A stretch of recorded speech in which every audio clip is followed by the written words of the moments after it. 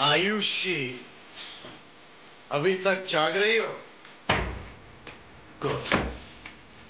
और वैसे भी हर पत्नी को पति के इंतजार में जागना ही पड़ता है। शादी हो गई है, रस्म पूरी करना बाकी है। अरे हटाओ इस मनूस किताब को जो तुम्हारे खूबसूरत चेहरे के सामने पर्दा बनी हुई है। हटाओ इसे, हटाओ इसे।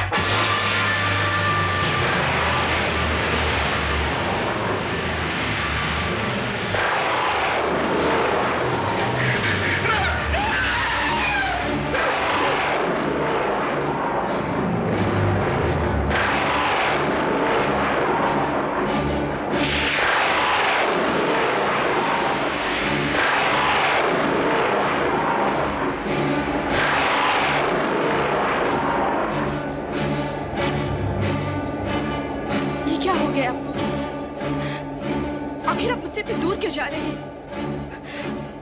मेरे पास आइए ना। मत छुओ मुझे।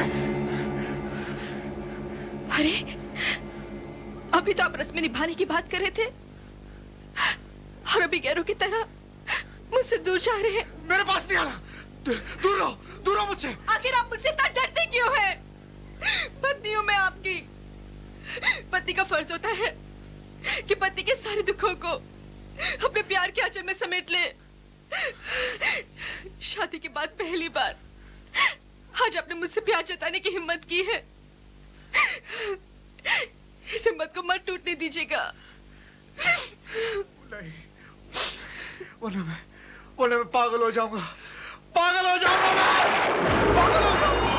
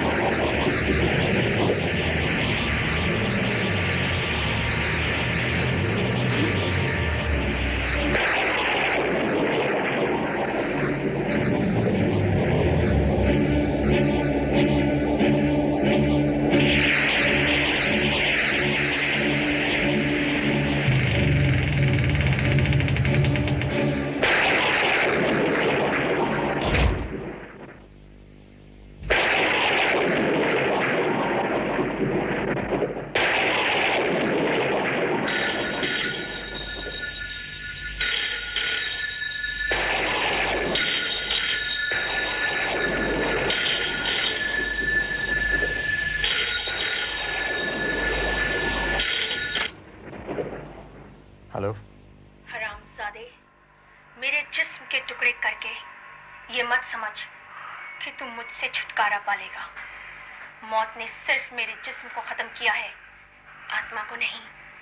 जो मरकर आत्मा बन जाते हैं उन्हें दुनिया की कोई ताकत खत्म नहीं कर सकती। बिच, धमकी क्या देती है? सामने आ, सामने आ!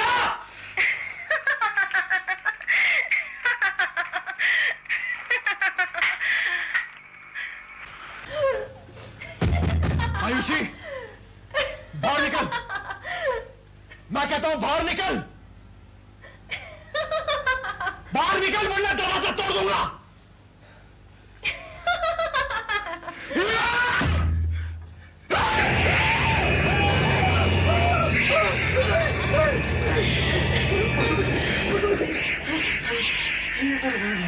ये मेरा ख्याल है। मैं तेरा भटका हुआ ख्याल नहीं, एक हकीकत हूं जिसे तू झुटला नहीं सकता। तुम लोगों ने तो मेरी मौत को एक फसाना बना दिया था, लेकिन मैं इस फसाने को दुनिया के सामने हकीकत के रूप में लाऊंगी। तुम लोग मुझसे बच नहीं सकते, नहीं बच सकते। नहीं, आगे मत बढ़ना। मैं कहता हूं आगे मत बढ़ना, आगे मत बढ़ना। मेरे बढ़ते हुए कदमों को तू नहीं रोक सकता। आज तू मेरे रहमो करम पर है, जिस तरह उस रोज मैं तेरे रहमो करम पर थी। याद है? याद है किस बेदर्दी से मारा था तूने मुझे? मैंने चीखना चाहा, लेकिन तूने चिल्लाने का मौका नहीं दिया। मेरी जिस्म के टुकड़े टुकड़े कर डाले। अब तो हर वक्त, हर जगह मैं तेरे साथ रहूंगी, मौत का खौफनाक साया बनकर।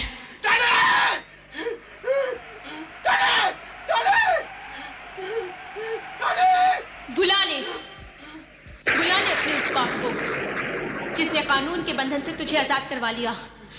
बुला ले अपने उस रिश्वतखोर भाई को जिसने सच को झूठ में बदल दिया।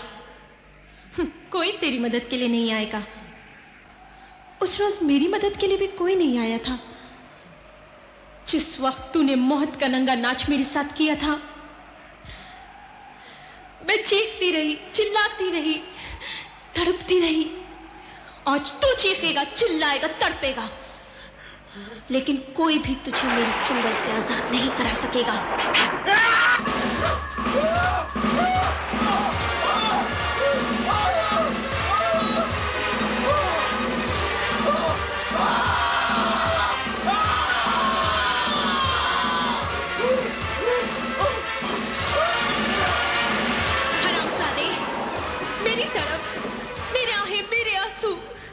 कहर बनकर तुम लोगों की जिंदगी पर बरस पड़ेगी। मेरा साया काला नाग बनकर तुम लोगों को डसता रहेगा। मेरा चेहरा खौफ बनकर तुम लोगों की हर सुबह को काली कर देगा, और मेरा डर तुम लोगों की रातों की नींद हराम कर देगा।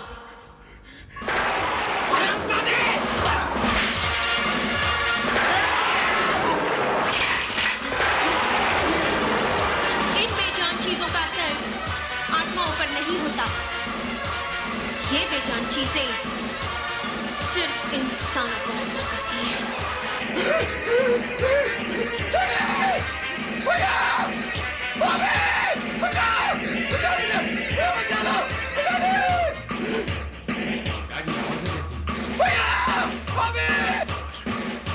अश्विन!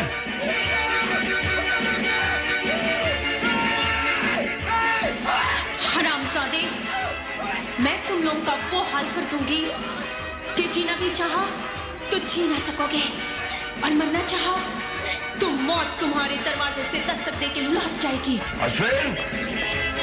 अश्विन! अश्विन!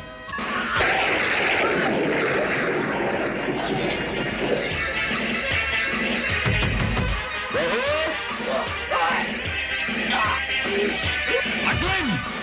अश्विन, क्या हुआ? दरवाजा खोल अश्विन! दरवाजा खोलो!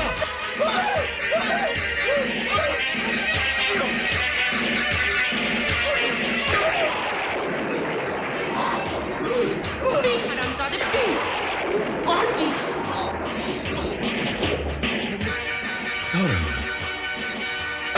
ठीक तो है ना?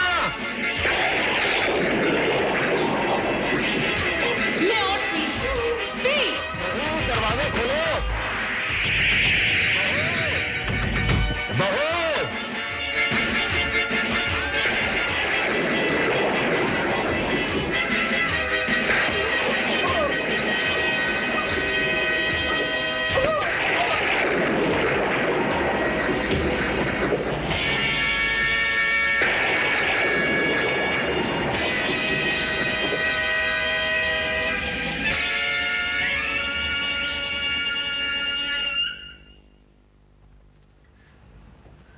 क्या हुआ बहू?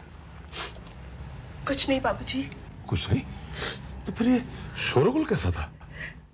बाबूजी, आज उन्होंने फिर पी ली, इसलिए बहस हो गई। इतनी बार इसे कहा है कि उतनी शराब पिया करे जितनी हजम कर सके। अभी देखता हूं इसे। नहीं बाबूजी, उन्हें कुछ मत कहिएगा, इस वक्त वो बहुत नशे में है। अच्छा बहू, लेकिन सुबह देखूंगा इस उल्लू के पट्टे को। चलो।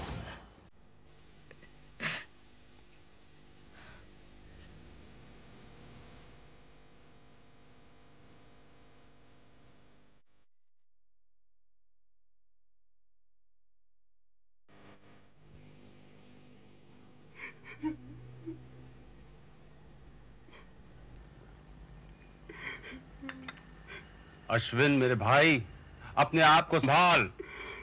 ये मधुमती का ख्याल अपने दिमाग से निकाल दे। कैसे निकालो भैया? ये आयुषी बार बार अपना रंग बदलती है और देखते ही देखते मधुमती बन जाती है। अरे पगले, ये सिर्फ तेरा वहम है। अगर ये मेरा वहम है तो ये निशान कैसा? क्या ये जख्म मैंने अपने आप को दिए? नहीं भैया, नहीं नहीं, ये मधुमती की हरकत है। उसमें इतनी शक्ति है कि उसने अपने हाथों से मुझे बिस्तर में दबोच लिया और फिर पूरी शराब की बोतल मेरे मुंह में उलट दी। मैं चीखता रहा, चिल्लाता रहा, लेकिन अपने आप को उसके चुंगल से नहीं छुड़ा पाया भैया। लेकिन अश्विन, ये कैसे हो सकता है? ऐसा ही हुआ है भैया। ये आयुषी बार बार अपना रूप बदलती है। कौन अपना रूप बदलती है? तो फिर बहू के बारे में उल्टी सीधी बातें करने लगा। तो फिर मैं क्या करूं डैड? कोई भी तो मेरी बातों में यकीन नहीं कर रहा। कौन यकीन करेगा तेरी इन बेहुदा बातों पे? एक तो रात को इतनी शराब पी के हम सबको परेशान करता है, ऊपर से आयुषी को मधुमती कहता है। डैड, वो मधुमती है। बलदेव, इसे किसी पागलखाने में भेज दे, नहीं तो ये मुझे पागल कर देगा। ये घर किसी पागलखाने से कम है क्या? अब आप लोगों को तो मेरी बातों में यकीन नहीं आएगा। जब मर जाऊंगा ना तब पता चलेगा। अश्विन, छोड़िए भैया।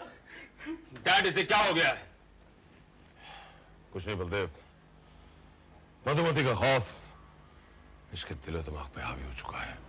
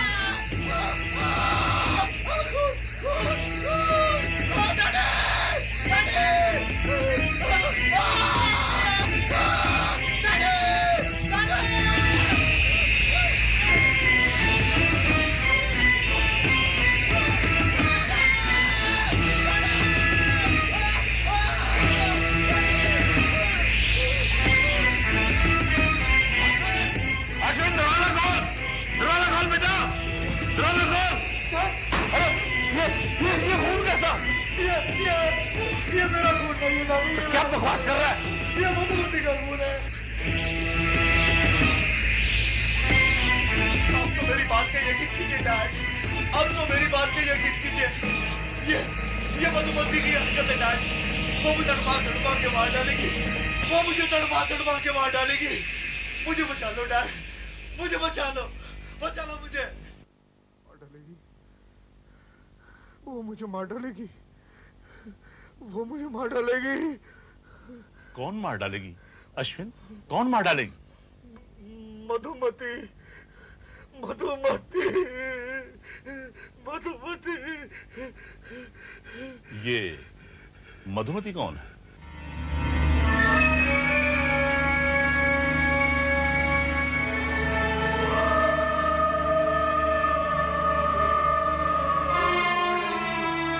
वो मुझे मार डालेगी।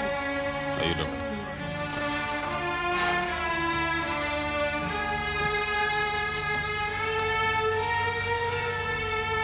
डॉक्टर साहब, आप हमारे फैमिली डॉक्टर हैं, इसलिए अब आपसे क्या छुपाना। मधुमती नाम की एक लड़की अश्विन के साथ कॉलेज में पढ़ा करती थी। कॉलेज में उस लड़की का मर्डर हो गया और अश्विन ने खून से लथपथ उसकी लाश देख ली थी।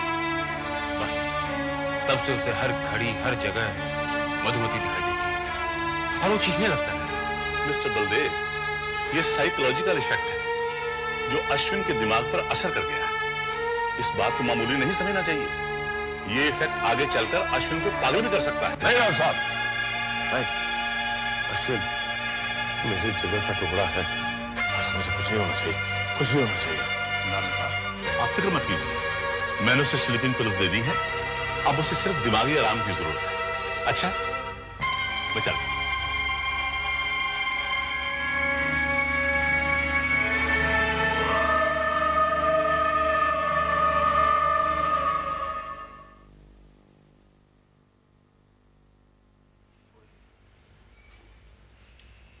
डैड, आप भूत प्रेत पर यकीन रखते हैं?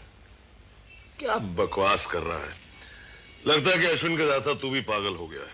पागल तो हम सब हो गए हैं, और पागल बना है इस बजाज की बेटी ने। जब से इस घर में आई है, इस घर का सुख चैन खत्म कर दिया है। इसमें उस बेचारी आयुषी का क्या दोष है? अरे सुना नहीं डॉक्टर ने क्या कहा है?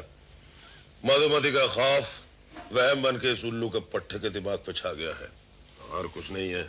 अगर ये अश्विन का वहम है तो मुझे एक बात बताइए, रोज रात को अश्विन के कमरे से चीखने चिल्लाने की आवाजें क्यों आती हैं? उस रोज अश्विन के चेहरे पर जो जख्म के निशान थे, वो जख्म किसने दिए? और वो बाथरूम का टब जो खून से भरा था, वो खून कहां से आया? इस बात का कोई जवाब है आपके पास?